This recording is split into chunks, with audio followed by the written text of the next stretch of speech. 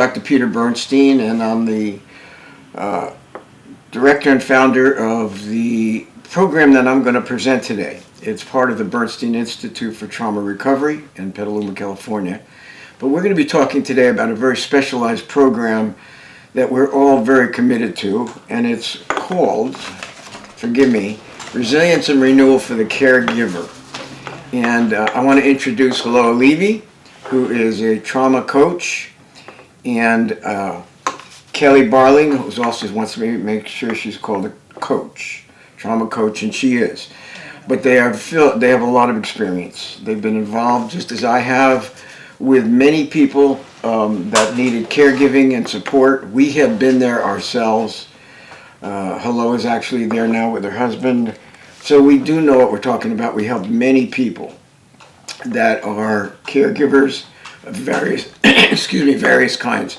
But today we're going to talk about something that we've been very passionate about for several years. In fact, I did 160 podcasts that went all over the world for caregivers called Survivor's Guide to Life. You can always check in on that on YouTube.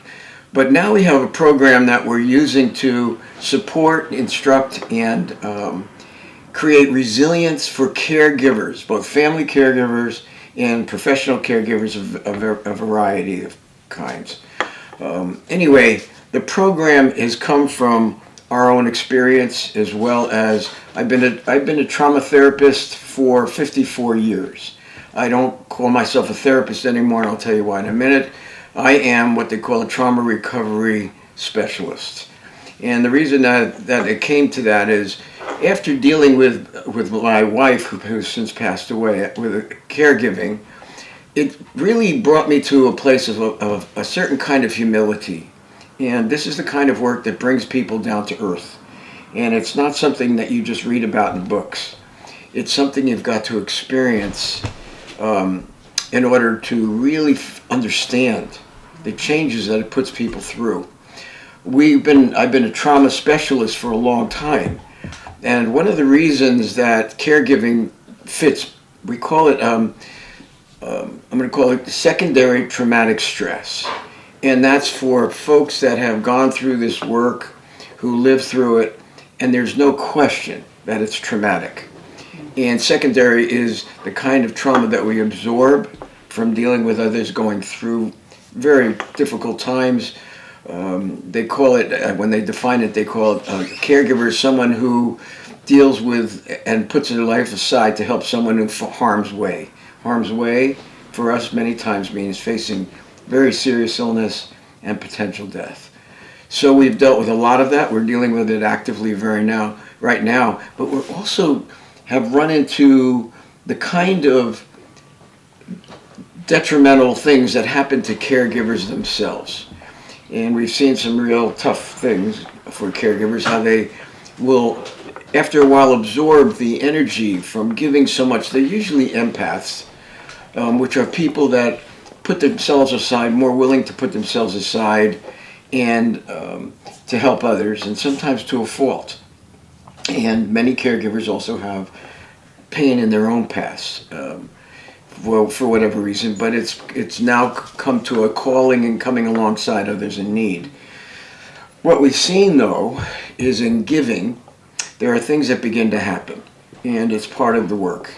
And one of them is we are dealing with very sick people or in traumatic states, and it puts us on what we call a hyper-alert state. Our whole nervous system is paying attention all the time, and we have to do it in certain ways that we are supportive of the others, but inside we're certainly on edge, and paying attention. Well, we put out a lot of energy, and we're also dealing with people that can't give us back a lot of energy, of course.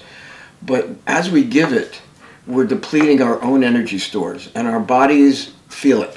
Our nervous systems feel it, and it begins to take a toll. So what we've learned, and through experience and helping a lot of others, is eventually if you don't know how to restore yourself, you're going to lose your resilience. And you may start off really loving the person you're taking care of, loving the work that you're doing, If you get a little tired, a day off or two, and you get right back to it. But it's also very depleting emotionally and physically, and that's what goes with it is called emotional fatigue. And there's a depletion that begins to happen. Compassion fatigue is the professional name for it. And what it means is you're all of a sudden you're not looking at your work as lovingly anymore, and it as much as you care empathetically, it's harder to get back on your feet. And instead of it taking a day or two off and getting restored, it may take a week or two. And that goes on, and we've seen many very good caregivers, particularly from other cultures, Fijian, Tahitian, Filipino, Mexican, very, very good. Their cultures have given them a certain understanding that a lot of Americans don't have culturally, and that is they understand dealing with the elderly, the sick, and the dying. Well, the one thing, though, that we've discovered in all of this work is taking care of themselves and dealing with caregiving of themselves and recovery seems to be lacking in every one of those cultures. Over the years, we've developed, through our trauma work, we understand how to deal with the impact of trauma, how it affects the body and the mind and the nervous system, and we've developed skills and training through my PhD as well to restore the body and decompress the buildup of negative energies and depletion, and to restore. Well, we now have carried that over into trauma recovery work, especially for caregivers, the family variety, loved ones, and also the professionals on the front lines. We have many friends. We've developed our own design. We really believe in the team effort as for caregivers is the way to go. Unfortunately, it's very expensive, and that's one of the stresses of being a caregiver in a family, is the financial stresses that we all go through. So today we're presenting our new programs. Now, we've been involved with them for years, and we have a set of programs that really have certain principles to them that help people get back on their feet. And we not only educate them, we show them how to apply it. And we also are there for them and make ourselves available as far as counsel and support and resource person. Kelly is a fabulous resource person, gathering financial support for families. We've started our own nonprofit, Sonoma Coast Trauma Treatment, and the name of our specialized program, named after my wife, is called Lynn's Legacy.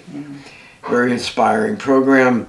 So we really believe in what we're doing. I think for the rest of my career, I'm going to be dedicating my life to helping families and professional caregivers of all kinds to stay on their feet, not allow this to deteriorate. They can deteriorate. We've lost many caregivers over a period of time where they've deteriorated so significantly that they don't make it, and they pass away before the people are taken care of.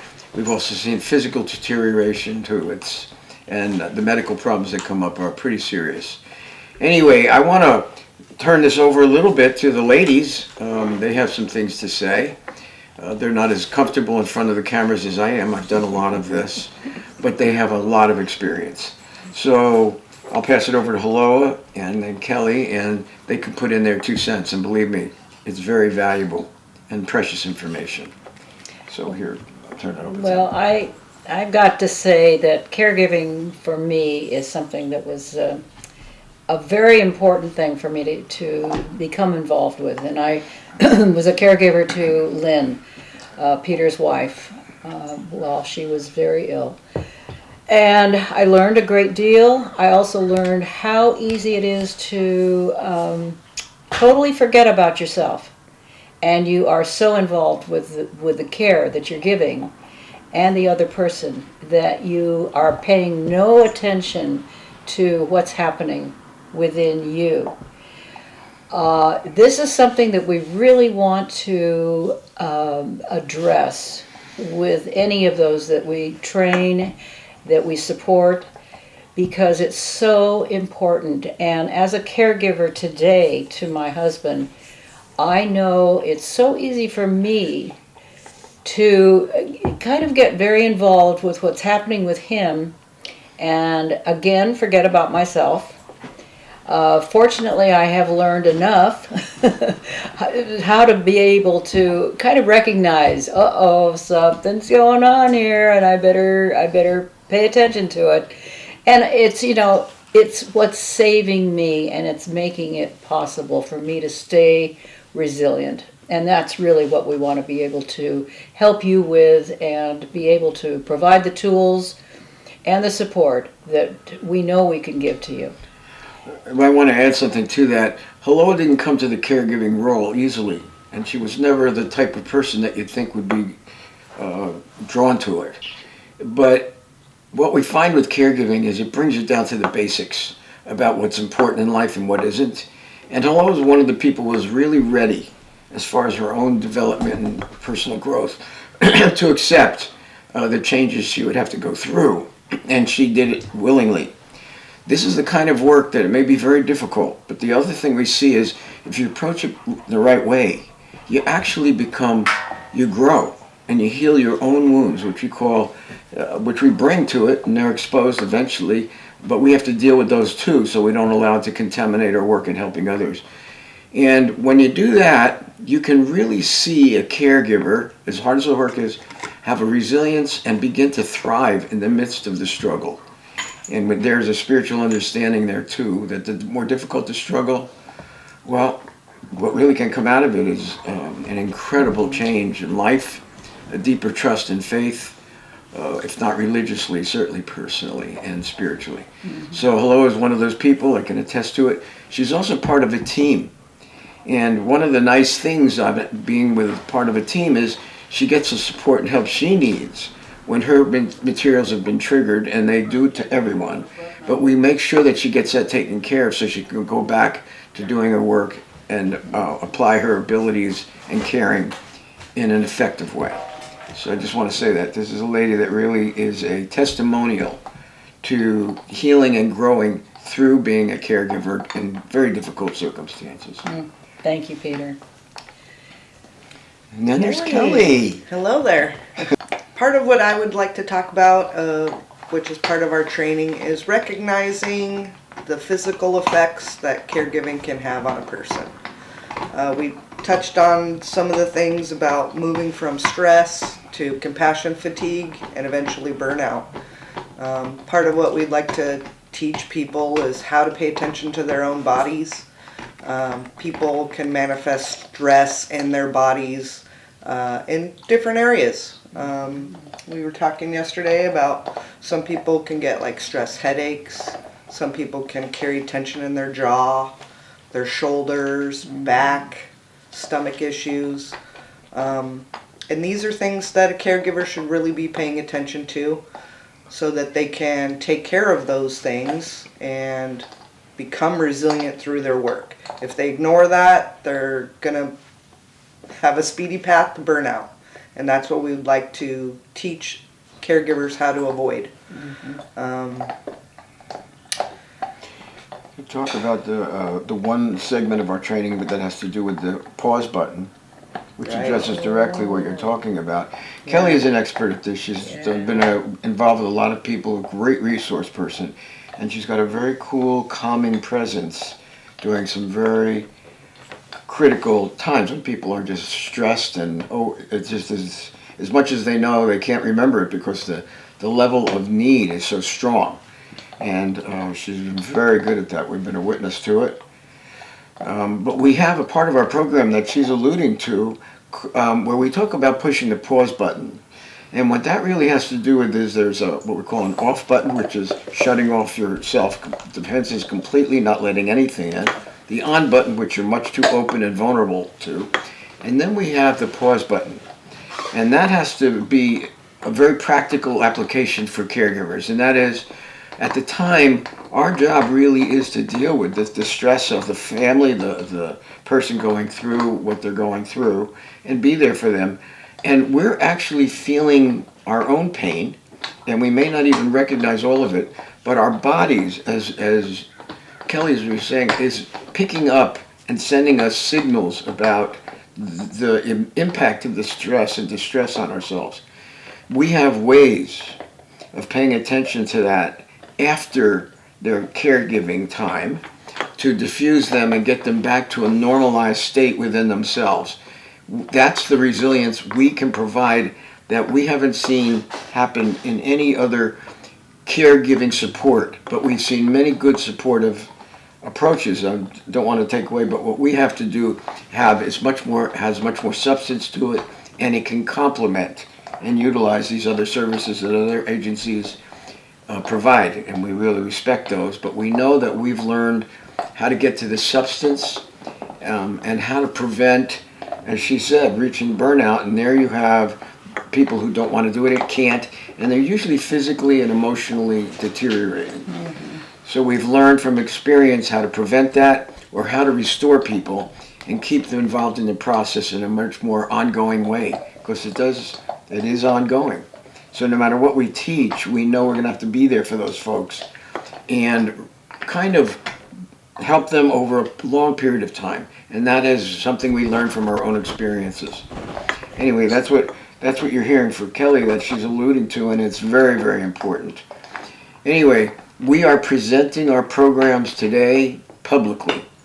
We've done it with podcasts quite a bit all over the world and had much input over the 3.5 years. But now we're reaching out to the public with these videos. We are going to present our programs. We're going to present it in many different forms that we can reach folks. We're going to have an ongoing program where people join in certain ways to the training and for pay. And for those that can't, we have a nonprofit that we can hopefully help them.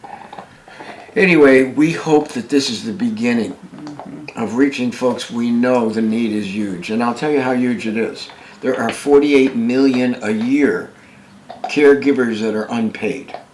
How they do it financially is beyond me, but they do it. And the unpaid tab for those folks per year is $650 billion a year. That's how extensive this is and growing. So we're reaching to a very large need. You may not feel that that everything in your life is indicative of this right now, but it will be. There are very few people that aren't touched at some point with a loving person who has become sick, yourselves. I mean, we've seen this in so many different areas. We are reaching out to try to do something about that. And you'll notice AARP is doing that. They're even talking about it politically, although in our country we don't do much. Kelly's much more an expert at the gathering resources to help people, and you got to be a pro to know how to do it. And she is. But we know that this is a need, and we want to be involved in it, and we don't want to neglect or ignore what this is about. Mm-hmm. Our hearts are with you, and when you need us, we will be available to you. So please take what we're offering today as a beginning, that you're not alone. Yeah. And in this kind of work, that's a very common thing that you wind up feeling. You feel alone, and you feel that you're detached from the rest of the world. And that's part of the signs of compassion fatigue. And it's definitely a part of caregiving that's very difficult. Anyway, we want to make sure you know you're not alone, that the Bernstein Institute for Trauma Recovery, that Sonoma Coast Trauma Treatment, the nonprofit, and Lynn's Legacy, and now our training programs for Resilience and Renewal. Resilience and Renewal for the caregivers. Can you believe I still, after all of this, I got to remind myself what the title is. When you live it, you forget the title.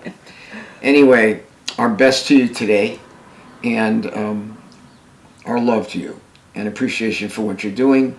And when it gets really rough, don't keep pushing ahead. Get in touch with us. Yes. And we will find the support for you. All our best.